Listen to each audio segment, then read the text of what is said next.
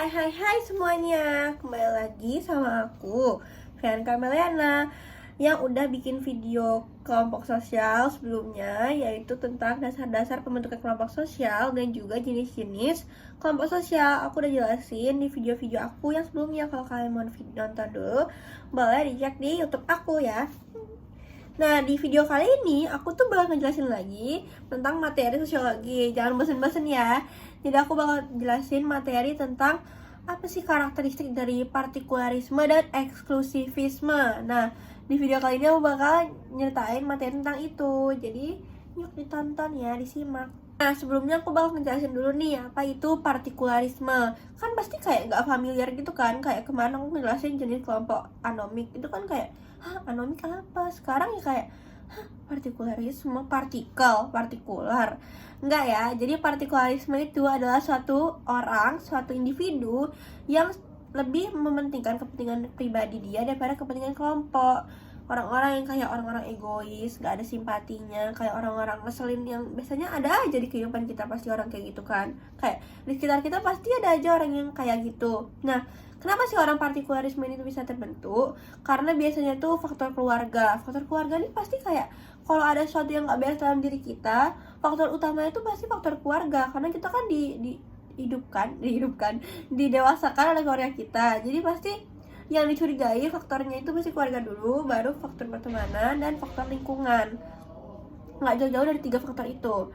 Nah, partikularisme juga jadi faktor yang bisa membuat suatu individu bisa bersifat seperti itu, yaitu ya 3 faktor itu. Kalau nggak keluarga, teman, ataupun lingkungan. Tapi yang paling banyak secara survei itu faktor keluarga sih. Biasanya keluarganya emang tipe yang juga mementingkan kayak kepentingan diri sendiri daripada kepentingan kelompoknya atau kepentingan keluarganya, makanya anaknya juga seperti itu. Makanya bisa terlahir orang-orang yang per individu seperti itu. Nah, kan kayak orang-orang yang gak ada simpatinya, orang-orang yang ada yang egois. Kayak contohnya ya, contoh paling simpel nih yang kita siswa sering rasain nih kan. Kita ada kerja kelompok, apalagi kan kelas 11 ini, fase F ini lagi banyak-banyaknya kan kerja kelompok. Kita kerja kelompok, udah deal nih semuanya, yuk kita kerja kelompok besok. Terus kayak tiba-tiba dia ngomong, aku nggak bisa kerja kelompok. Kayak kenapa? Aku mau pergi. Ngapain pergi? Aku mau belanja. Kan kayak belanja bisa kapan-kapan, ya udahlah dahuluin dulu kepentingan kelompoknya daripada kepentingan belanja diri sendiri kan belanja bisa kapan-kapan. Tapi dia bilang nggak bisa, aku harus belanja besok. Kayak harus besok banget, iya harus besok banget, nggak bisa, aku nggak bisa kerja kelompok pokoknya. Kan kayak ngeselin ya, kayak orang-orang udah harus besok tapi ternyata dia nggak bisa. Itu salah satu orang yang lebih mementingkan kepentingan dirinya daripada kepentingan kelompoknya. Nah, itu yaitu penjelasan aku tentang partikularisme. Selanjutnya aku akan menjelaskan tentang eksklusivisme. Sama nih, eksklusivisme kan kayak apa sih eksklusivisme? Kayak eksklusif barang, eksklusif. Enggak, jadi eksklusivisme itu adalah suatu individu lagi yang menjauhkan diri dari kelompoknya, kayak membatasi diri lah dari kelompok sosialnya tersebut atau kelompok apapun itu. Pokoknya dia tuh biasanya individu kayak gini tuh individu yang pemalu, lemah lembut.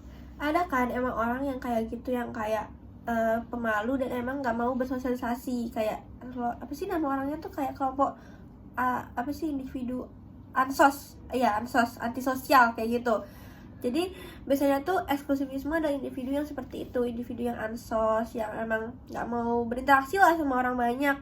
Terus jadi dia membatasi diri dari kelompok sosialnya.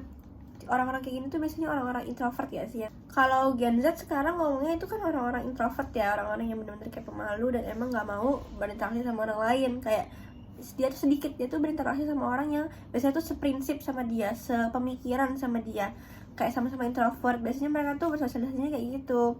Terus juga biasanya pembedaan dari orang partikularisme dan eksklusivisme. Kalau partikularisme kan dia lebih mementingkan kepentingan pribadi daripada kepentingan kelompoknya. Nah, bagusnya eksklusivisme ini, individu eksklusivisme itu dia lebih mementingkan kepentingan orang lain daripada kepentingan dirinya. Jadi lebih mengutamakan kepentingan orang lain daripada kepentingan dirinya sendiri. Terus ke kelompok eksklusivisme ini biasanya lebih tertutup, individu eksklusivisme biasanya lebih tertutup terhadap dunia lain karena mereka sangat pemalu dan memilih-milih teman. Mereka, yang tadi aku udah bilang, mereka milih teman itu sesuai dengan orang yang mirip sifat-sifat mereka atau seprinsip sama mereka. Seperti itu. Jadi sekian penjelasan aku mengenai karakteristik, mengenai partikularisme dan eksklusivisme. Maaf bila ada salah informasi ataupun salah kata karena aku di sini juga belajar. Terima kasih dan dadah semuanya.